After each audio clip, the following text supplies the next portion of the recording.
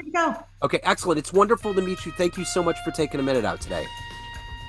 Thanks for having me on your show. I'm delighted to be here. Yeah, no, it's great. So I want to begin our journey into your life by asking you this.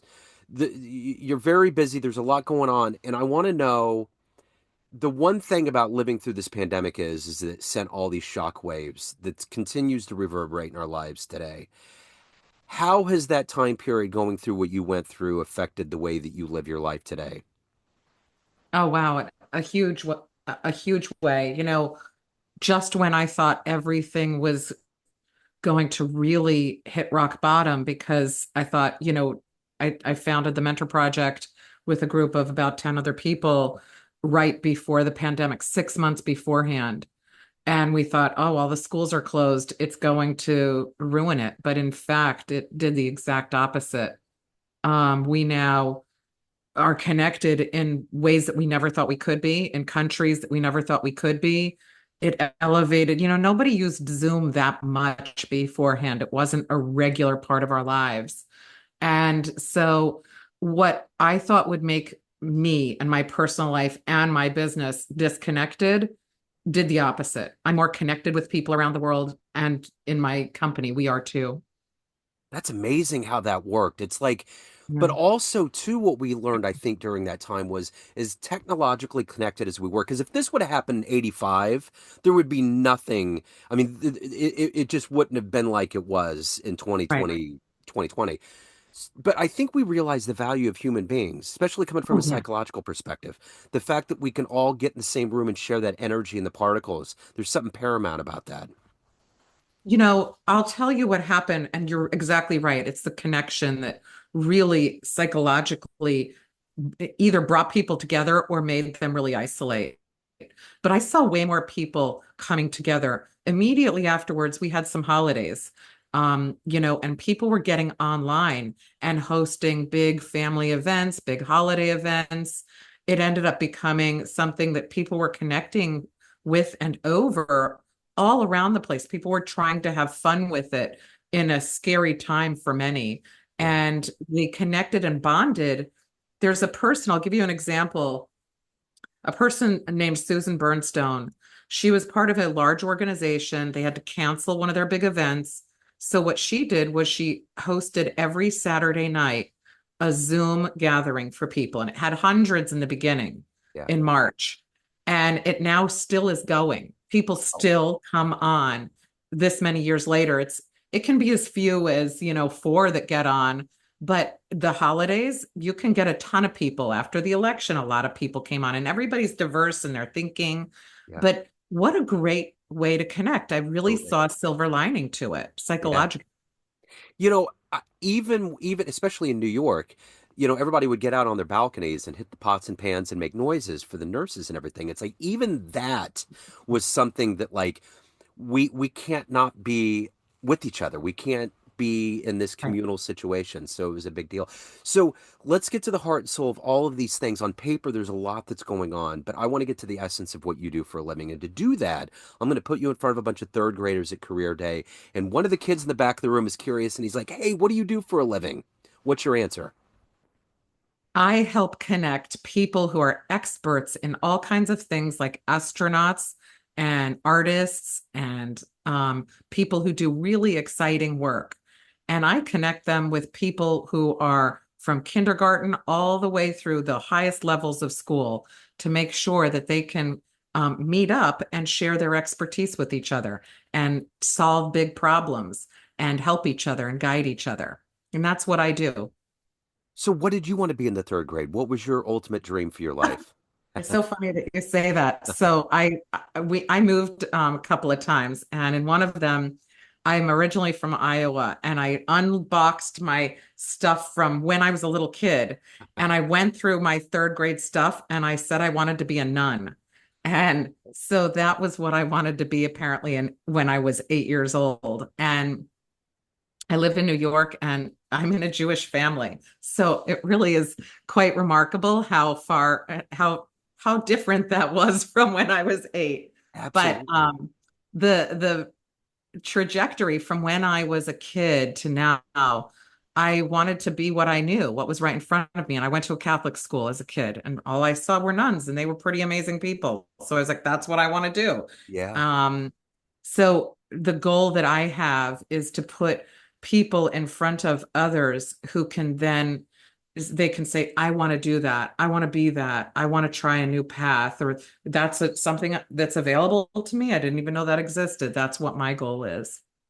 And when you match the people that are experts, like an artist or someone from NASA, with the child, there's this fascination. The light bulb goes off. What was that moment for you? What person did you meet where you're like, wow, that's larger than any life I can imagine? So I was visiting my grandmother in Florida, and she was the most amazing, fun, cool grandma anyone could have.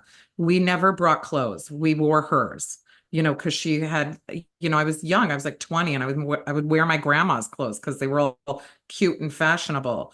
Yeah. And one time I went down to visit, and she wasn't herself. She was grouchy. She was disheveled. She just wasn't herself at all. So I went to the person at the assisted living where she lived or independent living. And I said, there's something wrong with my grandma. And she said, don't worry, we're going to fix her. And I was like, what? How do you fix her? And she said, she's depressed. She's taking a medication that's making her feel depressed. By the time you come in a couple of months to visit her, she's not going to be like this. And I was like, all right. And I went back, and she was herself. So I went back to that person. I said, I want to be a grandma fixer. What do you do? And she was like, I'm a psychologist. And here I am today. I'm a psychologist. That was my aha moment. I really changed my whole life because of that. Wow, that's an amazing story. So take me back to your beginnings in Iowa, and what were these foundational elements that have allowed you to get on stages, to motivate people, to fix people? What were those underpinnings that were planted that have been harvested into who you are today? It starts with my grandfather, who was one of my first mentors, and everyone who listens. Do not underestimate the power of a grandparent, because they're probably changing and shaping the lives of their grandchildren without anybody even noticing. It's such a harried environment with little kids around. Well, my grandpa used to take me out every weekend on Saturday to run his errands. And he was the president of the NAACP in Des Moines, Iowa at the time. And so I would go out with him. I didn't know what that was. He was like a big white Catholic guy that drove a giant Cadillac, and I rode with him, right? So we'd ride around town, and he would tell me, hey, see that person? That person, she looks like she's upset, but she's really, putting her kids through school. And so she's just so busy. And he would tell me these really elaborate stories about the people we were passing, and I believed it all. I was like, okay, I'm sure he was making it up. I have no idea though. But he would always tell me, you can never know a person's story until you talk to them. You can never judge somebody by how you look. So I was 5, and I was like, all right, I got you. I understand. This was week after week. And it resonated with me because everywhere we went, people hated him and I didn't know this. I just knew he did something that was called integration. He was integrating the schools and the neighborhoods. And so we went to this restaurant called Sambo's. It was like a pancake place, and the people didn't want to serve us. And when they finally did, they gave my grandfather and me a glass of orange juice that they poured half orange juice in, and the rest of the half was water. And so my grandfather said, I would like to get a full glass of orange juice. And they said, no, you don't get a full glass. So we got treated like this, and I was embarrassed to be around him. I thought, why can't you just be like, why do I have to hang out with you? Everywhere we go, people treat us badly and they don't like you. And it over time, I realized that what he was telling me about you have to find the story in people was that I had to find the story in him and understand why he was doing this and why it mattered, and that there were people that he was, the integration was everybody around us in the neighborhood that I didn't even know what that meant. So that made me say, I don't care if I bother people when I have an idea. I'm going to follow through because I don't have to have lunch with everybody. I can just have lunch with the people that I want to have lunch with. Yeah. And so that was, I'd say that that was the foundation for everything I do. I do things, and talk about things that aren't always popular. I was doing aging research before people wanted to hear about it. I kind of go in areas that aren't always the most popular, and I have him on my shoulder still, guiding me with that. So let's go from that notion of your grandmother feeling better and you want to get into the field of psychology, and then you actually materialize that and make it happen. What was the first client that you had, the moment that you saw the spark and you thought, this validates exactly what I want to do? This is what I need to do with my life. So immediately after that, I decided to change my degree in college. And I then went immediately after college to work in a psychiatric hospital on an aging unit doing research. And at that moment, I saw all these people who would get better. And I could see it. I could see somebody who was down at the bottom of the depths, and I was able to see them change over and over. So many people from there that we were doing research on depression with. And so that was the big change for me. I said, okay, this is it. Now I'm going to go here. In terms of individuals, I'd say that there was one guy who came. I then went to work to do research in a nursing home. And he was so afraid of life. And he was older, and he would just stare and count the little dots in the ceiling tiles all day long for hours Hmm. because it was the only thing that would soothe him. Yeah. And when I found that after working with him for a while, he got so better that he came out and he ended up with a girlfriend by the end of the year. And that I said, come on, this is living life. And so that really solidified it. I said, this is something I need to do. So, in your profession, you have to give a lot of yourself. There's a lot of, you're not just going into a job, you're actually affecting and helping people's lives, and you have to give a lot of yourself to do that. But you're a human and you have to evolve and develop yourself. How have you found that balance over your career to do that? It's interesting that you say that because I feel like, and I don't do this work that I was doing before, but beforehand, when I was really immersed in working with individuals, I thought of myself as a Tupperware container. I would go in and I would try to take in and hold all of the negative stuff people were giving me. And when you work independently the way that you do, and you can't talk about people, there's confidentiality. You have to have a way to open that lid and let stuff out. So the way that I really was able to manage that was by connecting with others and talking in general about the things that, you know, would allow me to sort of open that lid a little bit and just say, wow, I hope I'm making the impact I need to. I hope that someone else can sort of tell me, hey, am I on the right track or I'm doing the right thing or things like that. That's really what I had to do. It's all about connections. That's how I got through everything. So, as a TEDx speaker, I'm curious, what's the best speech that you've ever seen in your life? Oh, Jill Taylor Bolte. Yeah? Have you seen hers? Uh-uh. Oh my gosh, it's so amazing if you haven't. Yeah. This was the person I have students watch it. She's a woman who was a Harvard trained scientist studying the brain who suffered in her early 30s a stroke, a debilitating stroke. And she talks about how it felt to suffer from a stroke. And then she recovered completely and went back to her same job. But Wow. she talks about that journey from the moment she was having it, walks you all the way through it, what it felt like. And then from a brain scientist point of view, what everything was that was happening and how she was able to get past it. So I would highly recommend that one to Oh, anyone. yeah. I'll have to look at that. So, as an author, what was your favorite book growing up? What's a seminal read for you that really opened up your eyes to more reading and writing? When I was a kid, Marie Curie, I read her book, I think, three times. It was written by her daughter.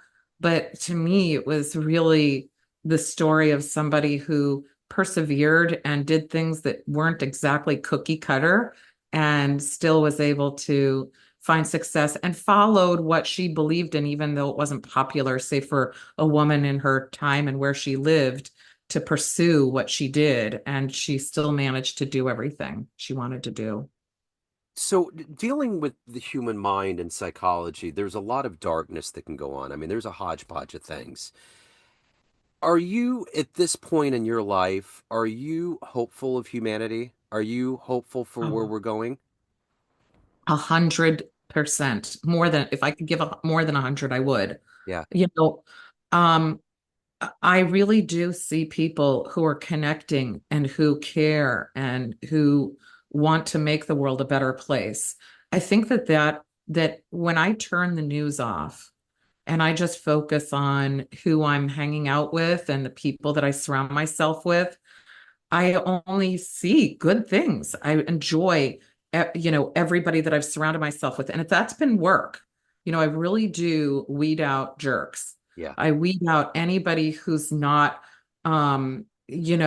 really willing to give what they want to receive. I really like to be around people who have a giving sort of vibe to them. And I've been able to manage that both in work and in personal life. So I truly believe that we're going, I don't care about who gets elected where or whatever happens anywhere, what's happening around the world. I really think that we have a lot of positivity to look forward to. I agree. And that's why I love podcasting and this world of I feel it being a modern version of therapy. I think there's so many people, the collective synergy of what people are doing with their lives, from just wanting to take care of their families to taking care of their careers to being conscientious about things that are going on around them.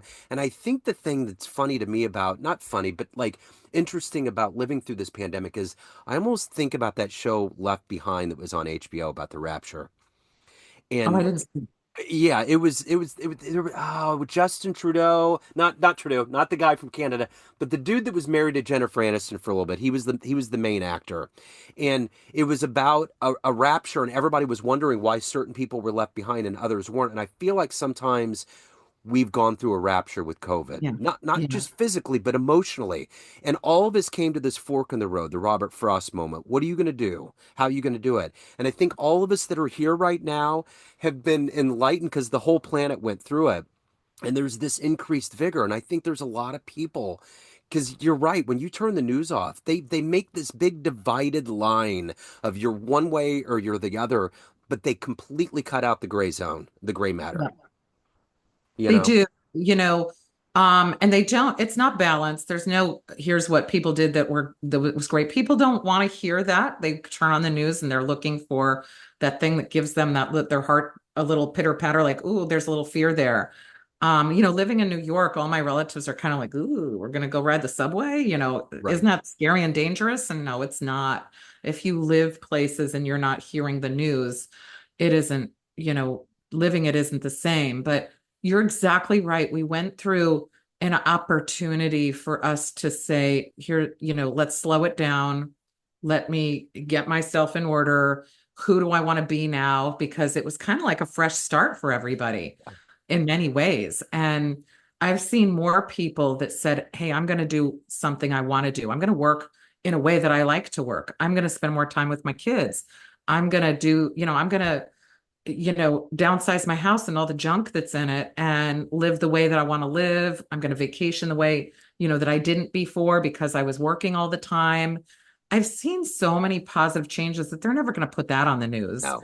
Um, so in many ways, that's a bonding experience for people when they get together and they say, yeah, hey, we're doing this activity. And then people say, oh, I want to go do that too. Yeah. Um, that's just to me a wonderful thing to connect over. And you're right Absolutely. about podcasting. That was not as popular before COVID, Yeah. and it really boomed. And now everybody's listening to podcasts, and they get to choose the kind they want to listen Yes. to. Yes. And those that want to hear inspiring things that are going to make them feel more generative and better, they're going to listen to those. And it gives you that really good feeling as you're on your way to work, as you're, you know, um, jogging or taking a walk or you're at the gym. These are perfect opportunities to get that reset in. And Yeah. so the work you're doing is so helpful. It's fun. Yeah, and it's so good to highlight so many good people and such good work in the world. So let me ask you this. Of everything that you've done, accomplished, and evolved into at this point in your life, what are you the proudest of? Oh, having my kids. Yeah. I know that everybody, says, "Oh, my kids," or whatever. It sounds Yeah. very cliche, but um, I think that that was the first time that I got to see that nothing and no one just pops out of a box. There's a lot of work that goes into having relationships, and when you live with somebody 24 hours a day and they rely on you, you really get to test your abilities. And I'm not perfect, and it makes me really think about myself and how I can try to improve. Yeah, they're the best thing. Yeah, they certainly are. So everyone out there has a perception of you, family, friends, clients, everyone that reads your books, everyone that sees you speak, but you run the show. What's your perception of you? Ultimately, who do you think you are? I think I'm a person in progress. I don't know who I'm going to be in 10 years. I only know that every year I want to keep trying to improve an aspect of myself. So I'm like, I, I'm just on a journey, just like everybody else. I don't know what my path is going to be, but I'm excited about the future. In terms of my personality, I think that um, I'm really mean. People will tell you, and I do see that in myself when somebody crosses me because a lot of people think, "Oh, she's so nice. She's a pushover," but I'm not. And Right. so I do see that in myself, and I don't know that I want to change that. Yeah. And I do see myself as somebody who wants to be a good person. Yeah. Does Yeah. everybody define me as that? I don't know, but I want to be. So we get off this call, time machine pulls up in front of your house. You can go anywhere in the history of human time and see one event unfold before your eyes. Where do you want to go? Where do I want to go to see one event unfold in time? I think that I would want to go and be a fly on the wall in the when the founding fathers of our country were together and deciding how they were going to form this country. Yeah. Because I just think those were some really smart Yeah. people, and that was a pretty cool time. Yeah, totally it was. So if anyone wants to get your books, they want to reach out, they want to learn more, any of the good work you're doing in your world, where do they go? They can go to mentorproject.org. And just so you know, if you know of a student, the mentorship is free from astronauts to artists, free, 100% free for students. You can go there. You can go to deborahheiser.com. You can find me on LinkedIn. And my book, The Mentorship Edge, can be purchased anywhere you get books. And it's now out on audio. So if you like to listen, you can get it in that form. I'm going to do that for sure. Deborah, this has been wonderful. Thank you so much for your story, for your time. I appreciate it. Thank you for having me. Yeah, absolutely.